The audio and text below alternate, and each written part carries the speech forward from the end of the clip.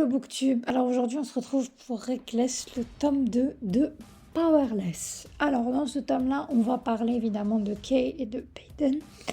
Et pour ceux qui veulent pas se faire spoiler sur le tome 1, eh bien je vous dis c'est impossible parce que je suis obligée d'en parler ici. Je suis obligée de mentionner à la fin du tome 1. Donc si vous voulez pas vous faire spoiler, je vous invite à aller à ma première vidéo, là où je raconte l'histoire globale de Powerless sans aucun spoil. Et je vais aussi spoiler malheureusement la fin de ce tome 2 parce que j'ai pas le choix, je dois en parler. Mais je vous le dirai au moment où j'en parlerai si vous voulez pas vous faire spoiler. Alors dans ce tome, qu'est-ce qu'il y a? On a Pei qui est en fuite parce que elle a tué le père de Kit et de Kay, du coup l'ex-roi, ce qui fait d'elle l'assassin du roi. Et bien sûr maintenant elle est traquée de partout par Kay et par ses hommes parce que Kit, bien sûr maintenant c'est Kit qui a hérité du royaume et de la couronne, etc. Et le premier truc qu'il a ordonné c'est de trouver Peyton pour lui donner le châtiment qu'elle mérite, en gros. Et bien sûr, à qui il va confier la mission? À Kay, parce que en gros, c'est lui, je me souviens pas du nom, l'exécuteur du roi, un truc comme ça, c'est lui qui exécute en gros toutes les missions difficiles du roi. Et Kay, maintenant, il n'a pas le choix, il va devoir chercher Peyton dans tout le royaume. Et bien sûr, elle s'est réfugiée chez les ordinaires. Et pour être tout à fait honnête avec vous, je vais vous le dire dès maintenant, je pense que tout ce livre, Reckless, c'était juste pour nous montrer un peu plus du monde que Lauren Roberts a créé parce que globalement dans l'histoire, ça n'avance pas à grand chose. Je m'explique. En gros, Kay va partir à la recherche de Peyton. Vous vous doutez bien qu'il va la retrouver et vous vous doutez bien qu'elle va pas se rendre gentiment et qu'elle va passer son temps à s'enfuir et lui il va encore la retrouver. Patati et patata, c'est toujours le même schéma. Il la retrouve, elle s'enfuit, il la récupère, elle s'enfuit encore jusqu'au moment où c'est bon, il va l'emmener chez son frère et tout ça. Jusqu'au moment où elle en peut plus et elle finit par limite abandonner.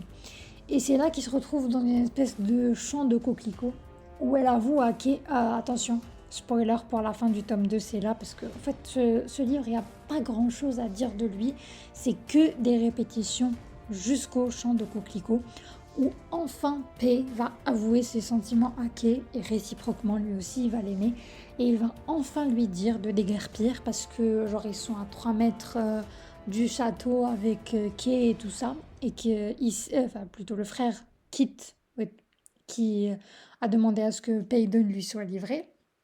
Et du coup, lui, il veut pas qu'elle se fasse arrêter, hein. Et alors il lui dit, casse-toi, je vais pas te capturer, enfuis-toi.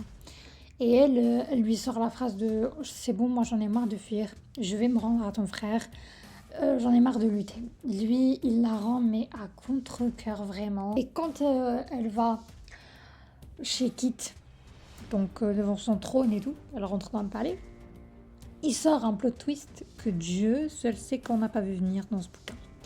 Il lui dit tu vas m'épouser. Ah bon? Alors Kay lui se décompose. Pei, elle a rien compris, nous aussi on n'a rien compris, hein. Parce qu'on a eu des espèces de chapitres assez courts de la tête de Kit et de ce qui se passait dans sa tête. Le gars, il va vraiment pas bien. Il est amoureux d'une fille qui sait qu'elle est amoureuse de son frère, mais il l'aime bien quand même. Et il y a toute une espèce de rivalité entre les deux frères, bref. Et là, de nulle part, il veut épouser la meuf qui a buté son père. Ok, ceci, alors que c'est une ordinaire et que lui, il a des pouvoirs et il est censé protéger la lignée des élites en épousant une femme qui a également des pouvoirs. Je tenais juste à rappeler. Du coup, tout le monde est sous le choc, mais comment ça tu vas l'épouser? Ils comprennent pas et c'est sur ça que se termine le bouquin en fait. Donc c'est pour ça que je vous ai dit que globalement ce livre, il sert à rien. C'est une suite de répétitions jusqu'aux 50 dernières pages, là où enfin il se passe un truc. Et très sincèrement pour moi, elle aurait carrément pu zapper ce livre. Mais vraiment, je sais pas, elle a certainement voulu nous montrer un peu plus du monde qu'elle avait créé que un vrai développement dans l'histoire, vous voyez, parce que du début à la fin, je me disais, ok, ensuite. Ok, ensuite, parce qu'on faisait que retourner dans les mêmes schémas, vous voyez. À un certain moment, on ne peut pas ne pas s'ennuyer, en tout cas pour ma part. Alors attention, il y a des trucs bien dans ce livre, comme j'ai adoré la scène du baiser sous l'eau quand ils étaient en train de couler, ça c'était trop beau. La scène du chant de coquelicot, ça aussi j'ai adoré. Leur combat, c'était bien. Vraiment, je me demandais qui allait gagner dans ce combat-là. Mais oui, en fait, si vous voulez, il y a plein de petits moments qui sont adorables, mais c'est la globalité qui m'a un peu saoulée parce que ça, c'est mignon, mais ça sert à quoi au fait?